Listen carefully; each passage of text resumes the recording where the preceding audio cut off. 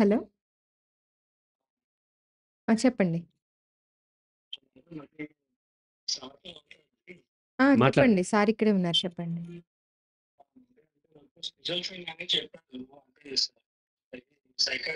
పేరు కనుక్కోండి. ఒక్క నిమిషం అండి. మీ పేరేంటి? కిరణ్ గారు తెలుసు నాకు. కిరణ్ గారు క్వెషన్ అడగండి. అతను సైకాట్రిస్ట్ ఏమన్నారంటే, మీకు ఇంట్లో పనైనా వేరే పనులు చేసుకోండి ఖాళీగా ఓకే. రైట్. మీ హ్మ్. క్వెషన్ ఏంటి?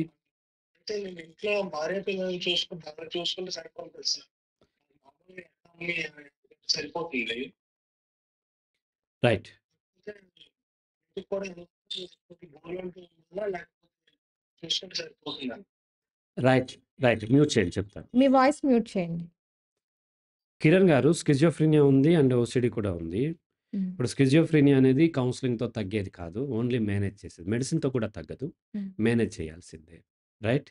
స్కిజోఫ్రెనియాని యాక్సెప్ట్ చేసుకున్నట్లయితే ఈజీగా లైఫ్ లీడ్ చేయొచ్చు. స్కిజోఫ్రెనియా ఉన్నంత మాత్రాన లైఫ్ ఏమి ఆగిపోదు. హ్మ్. జాన్ నాష్ అనేటువంటి ఒక సైంటిస్ట్ నోబెల్ ప్రైజ్ విన్నర్. అతనికి పారనాయిడ్ స్కిజోఫ్రెనియా ఉండేది. హ్మ్.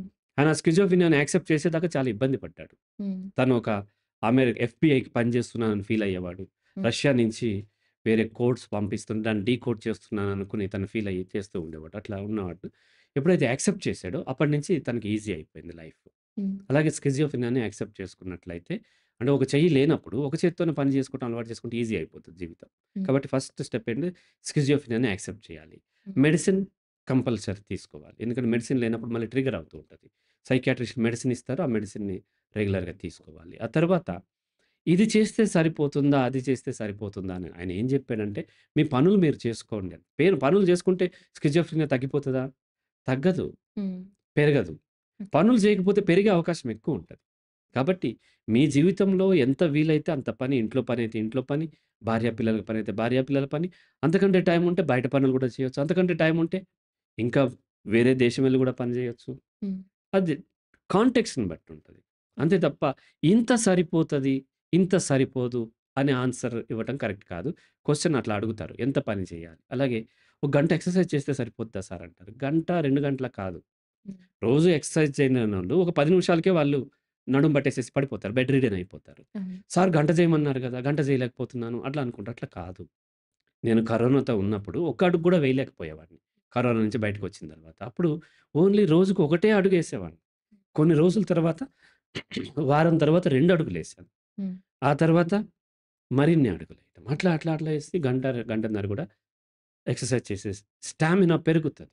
అలా క్రమంగా మన యొక్క స్టామినా, మన యొక్క శక్తిని పెంచుకోవాలి. అది పని చేసే శక్తి కావచ్చు, లేకపోతే శారీరక శ్రమ శక్తి కావచ్చు. ఏదైనా సరే క్రమంగా పెంచుకోవాలి తప్ప ఇంతకుముందు ఎంత చేస్తున్నానో దానికంటే తగ్గకుండా కొంచెం పెరిగేలా. ఒక్కొక్కసారి తగ్గించుకోవాలి.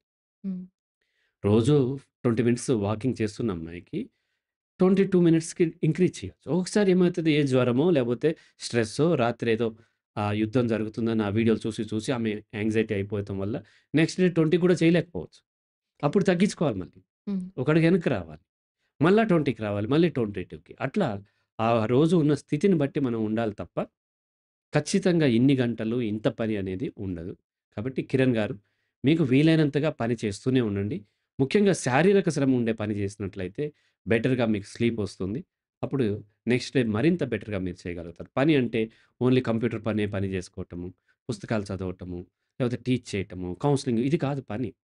నేచర్ కాంటెక్స్ట్‌లో పనేదో దాని మీద ఎక్కువ ఫోకస్ చేయండి. హ్మ్. ఇంకా అది అయిపోయిన తర్వాత కావాలంటే కౌన్సెలింగ్ ఇవ్వండి. లేకపోతేనేమో టీచింగ్ చేయండి. కంప్యూటర్ జాబ్ చేయండి. ఏ జాబ్ అయినా అకౌంటింగ్ చేయండి. ఏదైనా చేయండి. కానీ శారీరక శ్రమ ఎక్కువ ఉండే పని ఉంటే ఇంకా బెటర్ అనమాట. Right okay. అమ్మా? రైట్. కన్క్లూడ్ చేద్దాం.